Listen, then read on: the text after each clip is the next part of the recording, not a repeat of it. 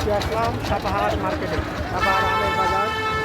এখন এই বাজারে আসা এবং আম দেখবো কি এটা হিসাবাতি হিমসাগর আম কত করে এটা? এটা 3000 টাকা। এটা হলো ল্যাংড়া, ল্যাংড়া কত? এরকমই 3000 করে। আমের কোয়ালিটি অনুযায়ী আমের দাম হবে।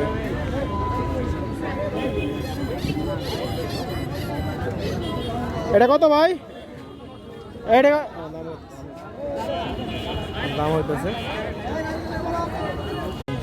এটা হলো বোম্বাই হিসা, সাইজে বড়, দেখতে বড়। আর এটা হলো খিসা। আপনি বোম্বাই হিসা দেখতে পুরা হিমসাগরের মতনই, বাট টেস্টে একটু বিগ ডিফারেন্স আছে।